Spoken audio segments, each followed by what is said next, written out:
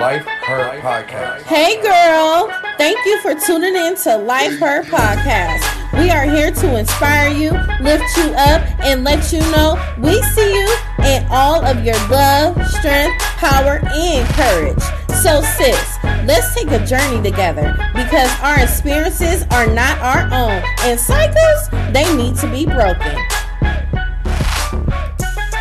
Hey ladies, I am your host, Yvette and I would like to welcome Tammy Monroe, from CEO of Working in Progress. Hey Tammy. Hi Yvette, how are you? I'm fine. How are you today? I'm doing well. Thanks for inviting me. You are more than welcome. I am so happy to have you here. Well, I am excited to be here, and I just want to thank you for inviting me, and I'm looking forward to Live Her podcast and listen to all the other wonderful women that you bring in. Girl, let me tell you, it's so deep. I done had women on here that expose things that they never even shared with anyone before. So It's a true blessing that they chose my show to actually share such touching information from their personal lives. So it's really good.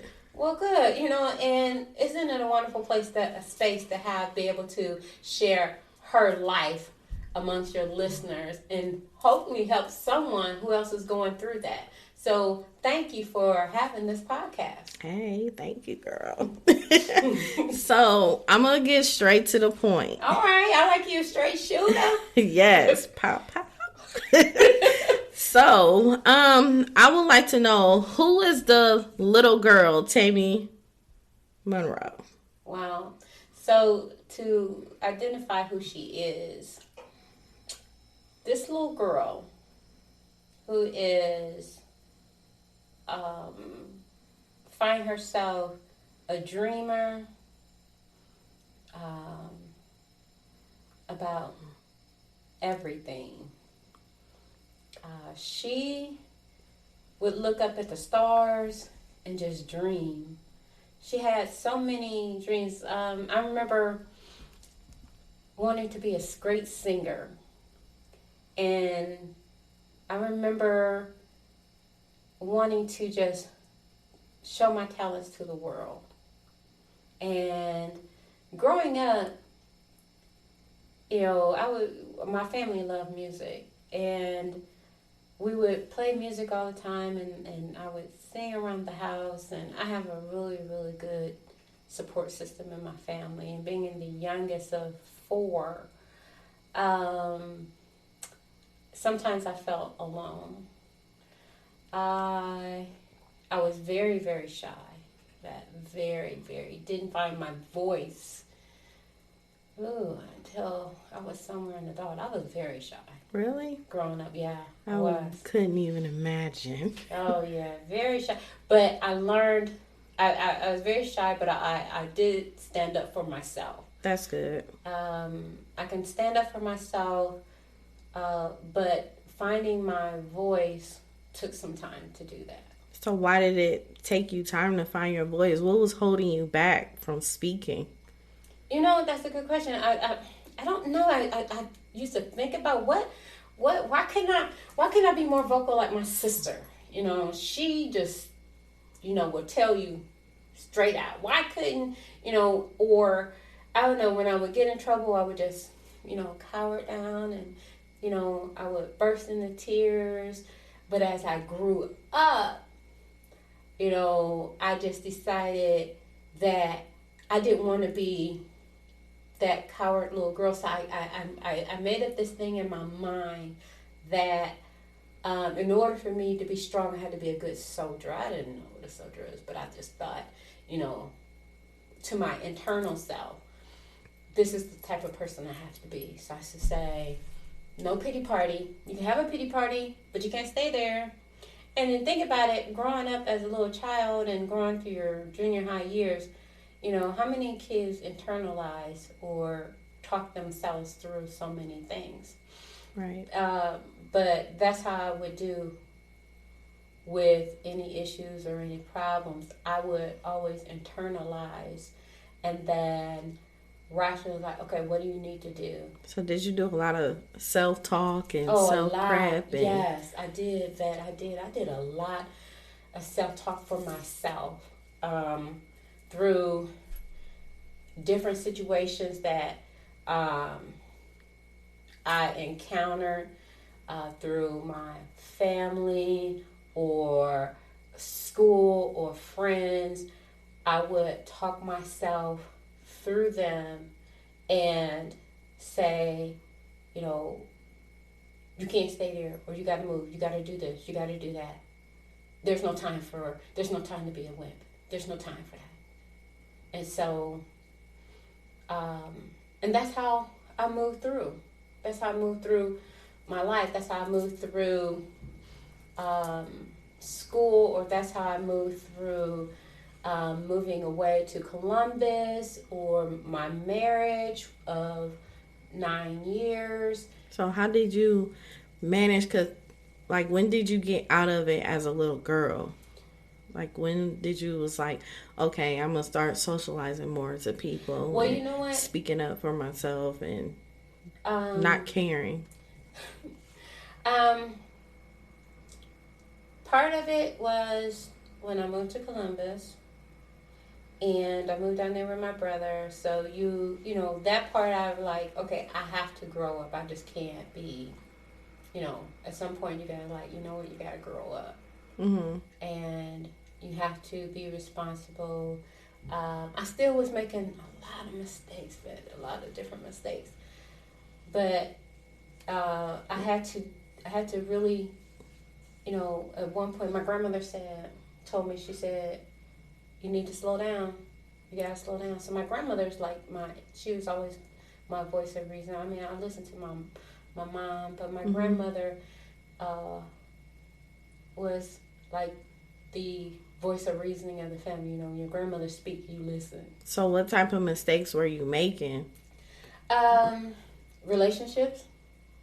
Bad decisions on relationships. Jesus. Relationships were bad. I just didn't know where I was going. I felt like I was all over the place. Even though I wasn't really, but you feel like you're just all over the place. Like you can't get your bearings, you know. You're moving through life, but you don't feel like you're making any headways. You're in the ocean and you're treading water, but you're treading water and you need to move towards land. Right. And that's how I was feeling. I'm treading water, but I'm not moving anywhere towards any destination. That's what I felt like I was doing. Just going through, no plan, no idea, you know, or forethought of what I need to do with my life. Mm-hmm. So, I mean, I was working, but didn't have a plan. Didn't have not one plan. Got married to someone who had kids. And so, okay, now I'm a wife. And so I had an idea what that looks like. Right. And what that was to be. But I still didn't have a plan for me. I mean, ladies, you got to have your own plan, your own destiny. And I didn't have that. Do you find that was like one of your biggest struggles of not having a plan? Yes. And not just having no form of direction? Nope. I'm just every day, just living. Every day. You know, you go to work, you come home, you're doing your day-to-day, right? Mm-hmm. You're doing your day-to-day routine, but you have no plan of what your purpose is. So I didn't know my purpose, and I didn't know where I was going. Didn't know that. Did you ever find yourself, of you not knowing your purpose, did you find yourself knowing everyone else's purpose besides yours? I didn't really, not until I moved back home after 15 years. After a bad relationship, I ended up moving back home. So I was I was divorced, and then I met someone, and I'm going to tell you, when your intuition tells you, no, that's what you need to follow. You met someone after your divorce? Yes. So how did your divorce end up becoming a divorce? Well, we just, after a while with the kids, and, you know, there was just so much, I felt I wasn't valued by my husband. You know, We had the kids, and it was like a back and forth every year with the kids going back and forth to their mom and all that, and then struggling to raise them and all the issues that the kids were going through. I was just tired. I was tired, and I was like, I need to get out of this. I need to get out of it. Now, mind you, my ex-husband wasn't physical. It just didn't work. It didn't work, and so he would get... who was the provider if he didn't work? I was.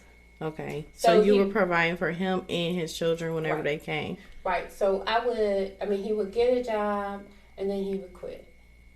And so the last straw was when we ended up getting put out of our place. And so we were living with his mom. His mom was like, well, what's going on? I'm like, look, I don't know. I said, but you know what? To myself, I'm done. I'm just done going through what I was going through. The struggle, the non-communication. I asked him, do you want to go to counseling? He was like, no, I don't need counseling. Do you want to, work things out? And I explained to him the things that were going on and how I was feeling, but they were ignored. And so I decided, and listeners, there's just so much more that I can go into, but when you are trying and struggling in a relationship and it's just you, eventually you get tired. The only person working towards the relationship, the only person that's, striving and wanting the relationship, seemed like, one time my ex-husband told me it was our anniversary. And, I'm like, oh, it's our anniversary. He told me to get my own card. Wow.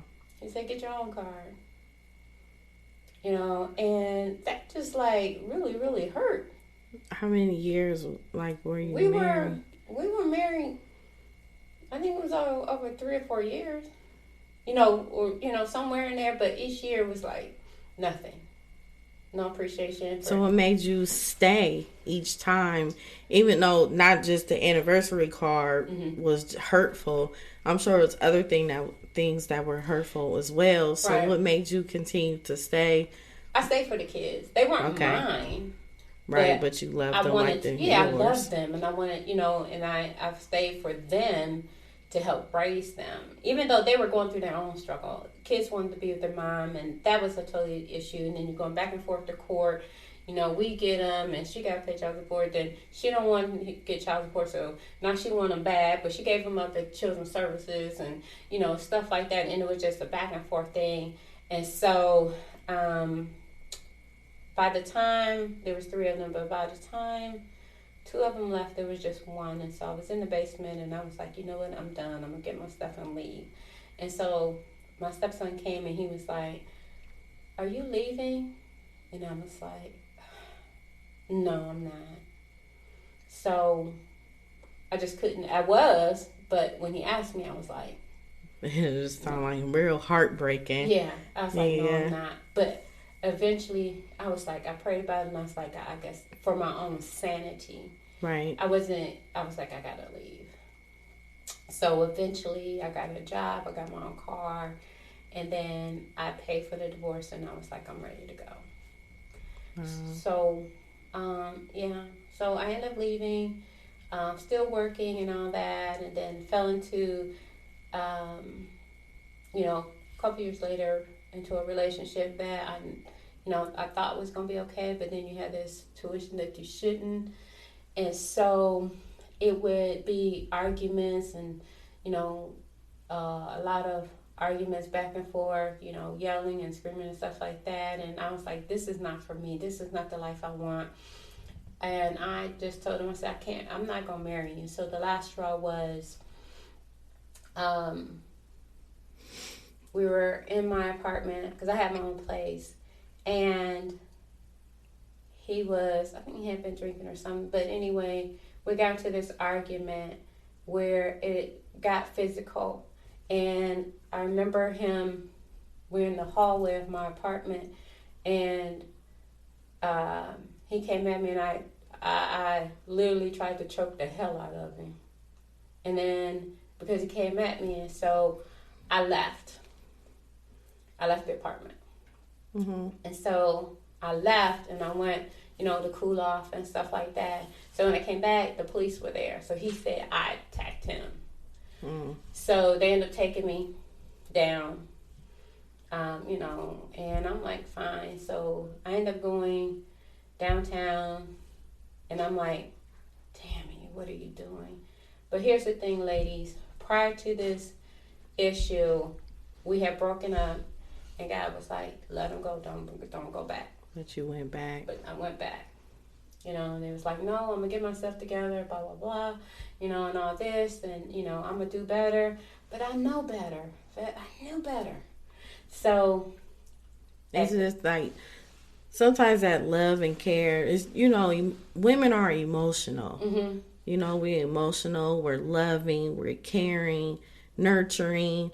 We give all of those things, and when a woman is with a man and she finds all these things that she's in love with him, it's like, it's hard for me to leave. Like, I really love him. But sometimes we got to stop and think like, wait, do he love me the same way? Yeah. Is the feelings are mutual or anything? But they doing something behind your back, and you like, don't do it, and I did. And after the incident, that's when, after that, when we had the altercation, and then once the police came, and then it's like, well, ma'am, we're going to have to take you. And I'm like, okay. So once I got downtown, and they processed me and everything, I called my friend, and I also called my sister and my family and told them what happened. So this was, of course, Friday. So I'm like, oh, so you're going to be there till Monday. And so I called my mom, and then, of course, I'm like, what am I going to do about my job? Oh, my God. This is, So, but while I was in there, I don't know if I wasn't afraid. Mm-hmm. I just knew, well, this is where you are. You're going to, just deal with your situation where you are. When you were still living with them? No, they ended up taking me downtown to jail. Oh, they took you to jail? Yes, they took me to jail. Oh, wow. So I was like... So they believed him? Right. And they didn't... Because I left. I shouldn't have left, but I left. And he called the police on me. Oh, wow. So I said, you know what? Okay, fine. Did all that, went through the whole process, whatever. And I said, you know what, God, you were right. I said, you get me out of this. I will not do that again. I will listen to you. So I'm in there, and so there were some other women in there, and this girl, she was crying. So I'm in the cell, and there was another cell, and the girl was just crying, just boo-hooing. And so I talked to her while I was in there and told her, I said, it'll be okay. I said, don't cry. I said, it'll be all right. Talked to her and got her to calm down, and right. And said it'll be okay. But God led you there to help her too. Yeah. Sometimes He put us in positions to get a clear vision. Like, look, I put you here for this reason. Don't bring your butt back. And then also girl. At the same time, you looking like for you to help another woman. Yeah. So I'm sitting there and I'm like, okay, well, I guess this is how it is. I'm like, I'm just going to buy my time. Eventually I'll be out. I got to wait for Monday, go to court, tell my story. And then, they got released because I didn't do anything. Well, but in the meantime, I'm thinking about what I've been through. And I'm like, Tammy, you got to get yourself together.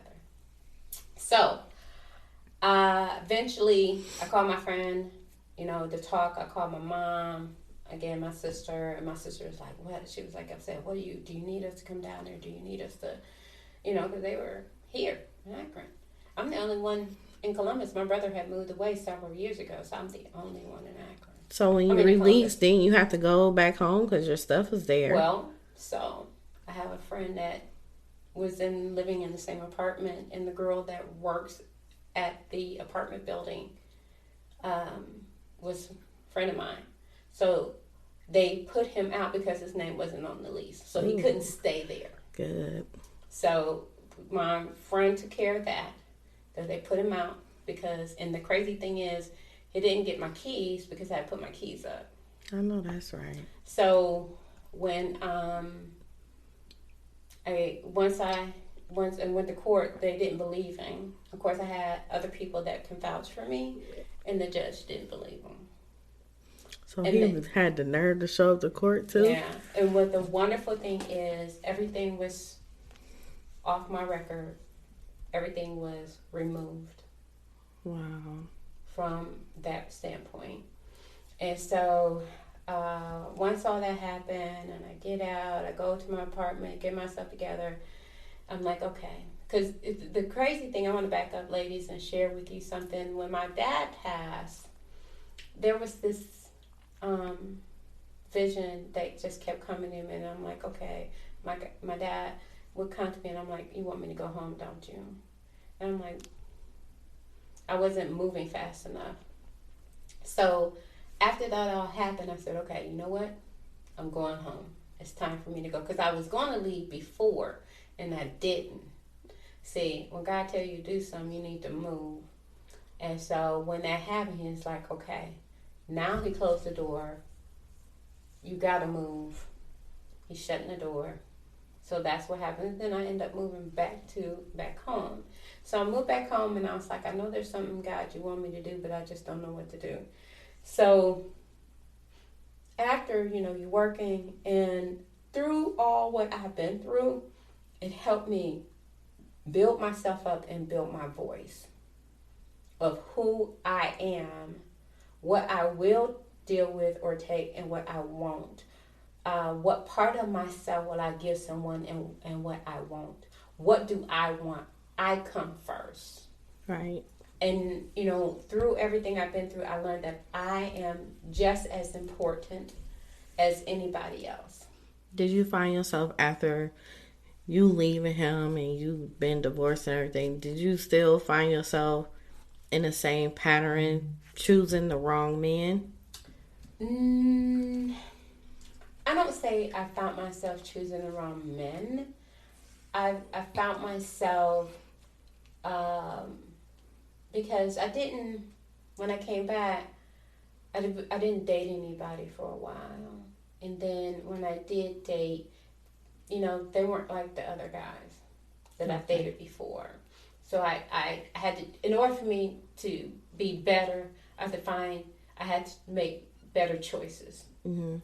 Even though the one relationship didn't work out, I still had to learn to make better choices. Yeah. And the type of people that appreciated me as a person and as a woman who appreciated who I am. I had a phase of you date who you attract spiritually. Yeah. And to a point, it's like whatever position you are in your life, mentally, physically, and emotionally, it carries on and it attracts that person.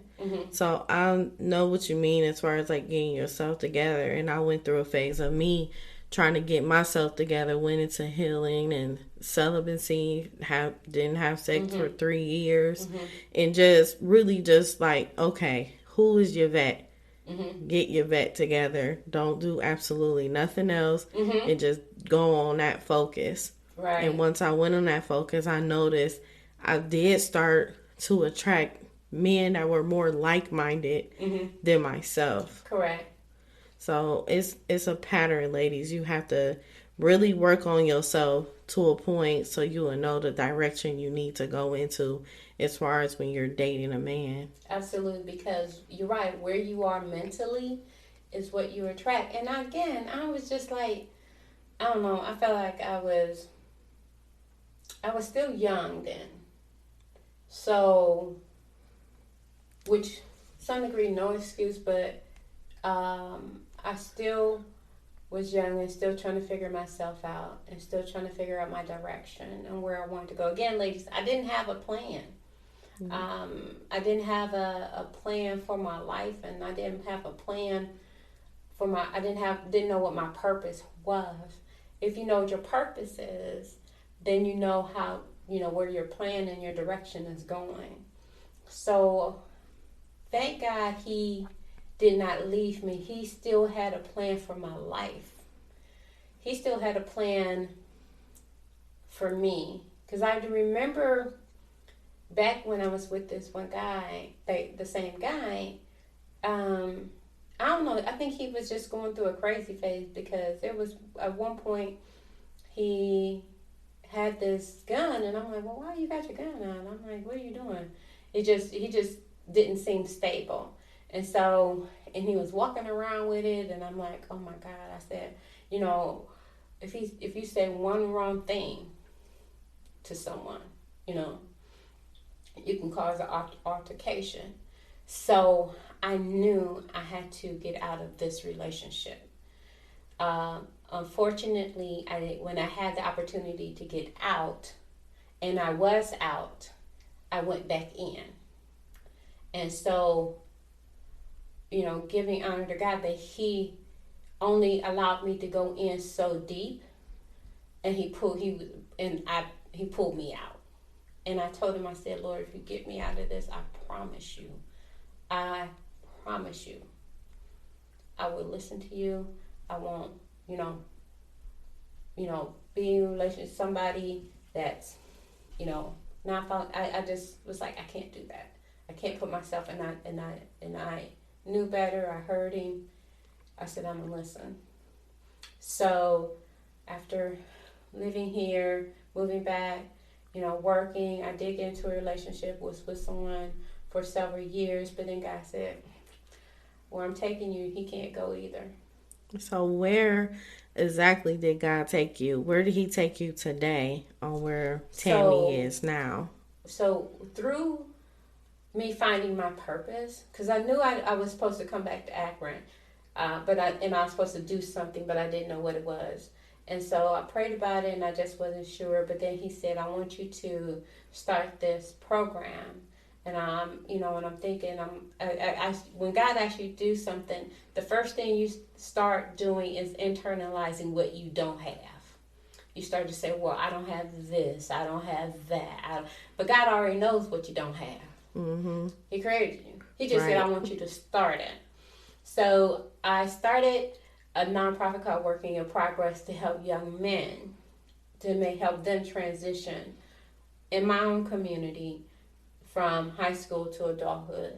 So, and then, in that process, I'm like, well, first I was like, well, what do you want me to call it? So I contemplated that. And so Working in Progress came to me. So once I figured out what to call it, then I started to build it. Now, mind you, again, I'm like Moses, well, Lord, I don't have this, I don't have that.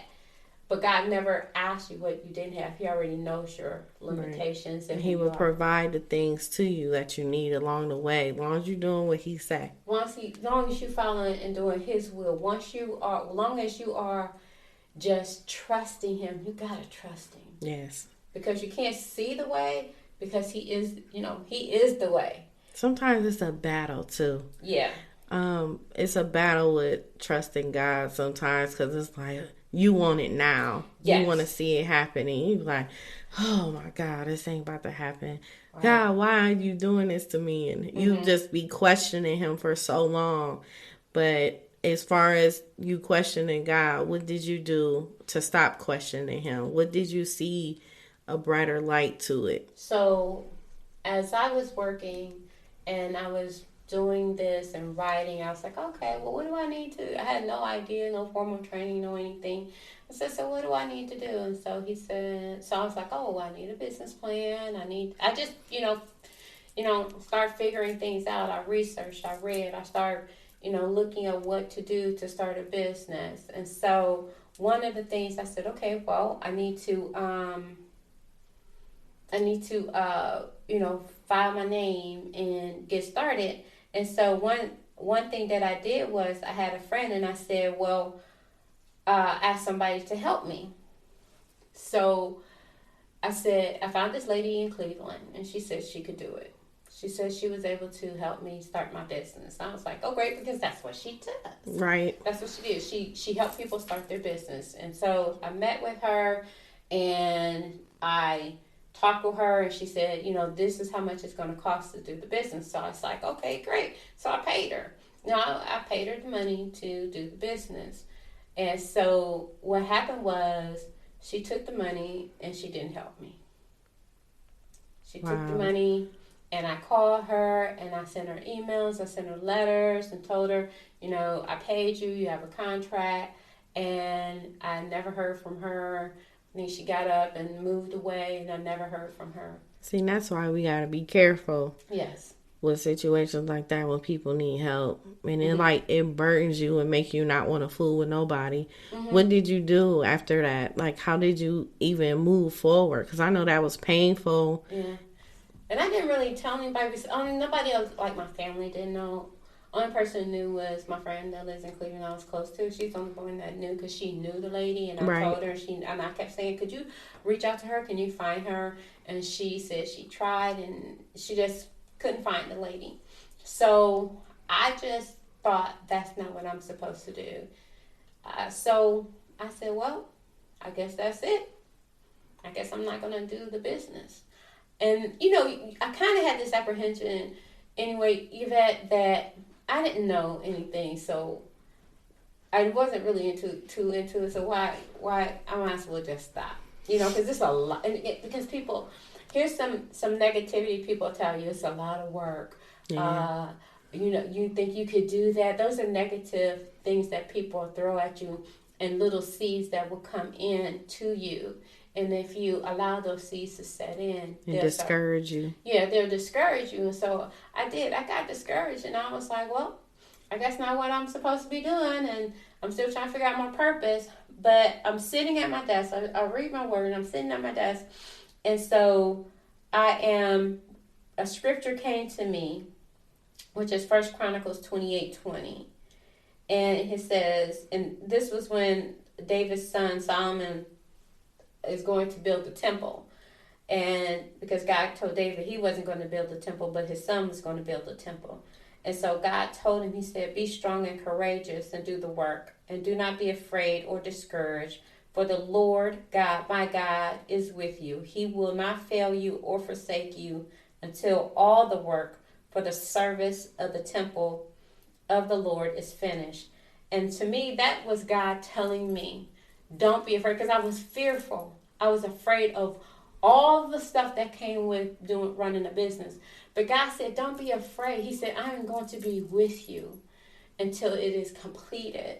And so when I read that scripture, I knew he was talking to me. So I went back home. When I got back home, I finished writing that business plan.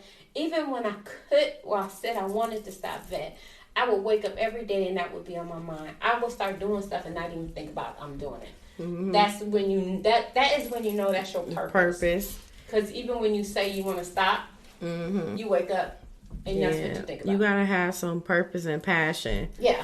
On things that you really want to do and accomplish. Yeah, so that really got me going, and it made me, it turned me into a totally different person, because if it's going to work, I would be the one that has to make it work. If it was going to work, I would have to work. So, that's where I'm at, So what are you doing now today besides working in progress? What other business ventures do you have? So now that I got my courage up, I started another company called Great Global Innovation Consulting.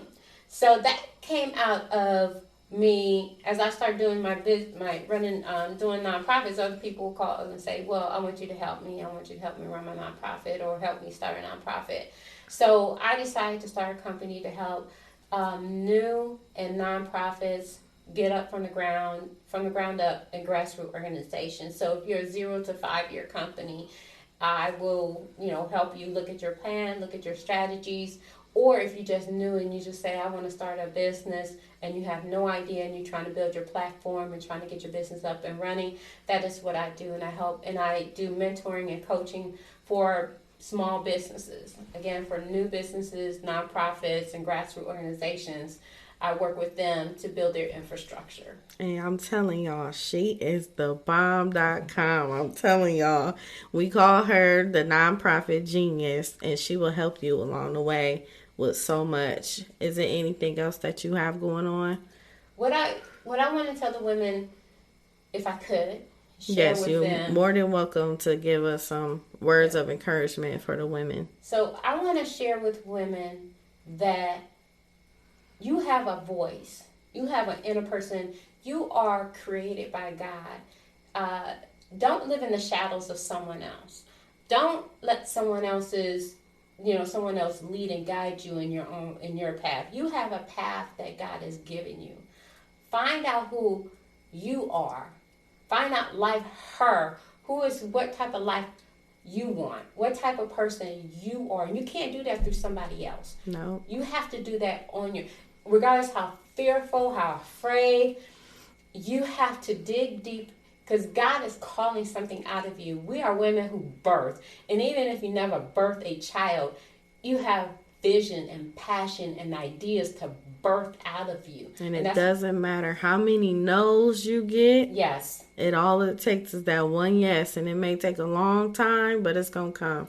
Right. You got to trust God. Trust Him. If you're not a faith believer, and there's some women who aren't, but I believe in God, and He has guided me every single step, even Amen. Through my darkest hours. Yes. Even through the things that I've done, He has forgiven me, because again, I am still here, ladies. I am here, and I'm here as a witness to tell you that you have so much internal gifts inside you just waiting to be birthed. And if you just trust God, and if you just believe and just do it, just walk it out, no matter what. What's it going to hurt for you to try? Try again. The guy who created the Super Soaker failed 7 times. Well, I say failed, but he had, filed for bankruptcy 7 times. Yes. 7 times, ladies, and he still did not give up. That wasn't a mistake. Those were just, his learning lessons. Learning lessons to get him to the final yes. Those are just those are just opportunities to the final yes. And still get paid for it today. Yes, yes, yes, yes. So don't give up on your dreams. The negativity, people say, you can't do this, you can't. How do they know? They don't know you. They didn't create you. Block it out. Stay in your own tunnel vision, in your own lane. Right. Just, you're just warming up. Those things, those trials and tribulations are just your warm up. Ready for a come up. Yes. Okay. Yes. I know that's right. All right, Yvette. That's right. For a come up. So I grew, ladies, each step as my internal person kept telling me, you're growing, you're growing. I grew from everything that I went through. And nothing you go through will be wasted. Believe me. Believe me. So how can our listeners get in touch with you for any type of assistance that you provide? So if they want to reach out to me through Gray Global Innovation Consulting, they can reach me at 330-474-9472. Gray Consulting 2019 at gmail.com. And if you're calling about Working in Progress, my nonprofit organization, because I work with youth and I help build programs and develop programs and work with kids 12 to 18 in leadership development, you can reach me at that same number, 330-474-9472. And I'll be happy to talk to you and we can share, because that's what we do. We encourage women so they can grow. Yes, you become life her, what you already are. You just got to find that path. Yes. So, thank you, Tammy. Thank you, Yvette. Yes, you're more than welcome. Thank you, everyone, for tuning in to Life Her Podcast, where we help heal women all over the world. Don't forget to follow us on Instagram, Life Her Podcast, and the same as Facebook, Life Her Podcast. You can also go on our website, www.lifeherpodcast.com to listen to other podcast episodes and purchase your Life Herb merchandise. That is more than welcome for you to purchase. So I am Yvette Lloyd, and I am Life Herb. Love yourself, ladies. I know that's right, girl.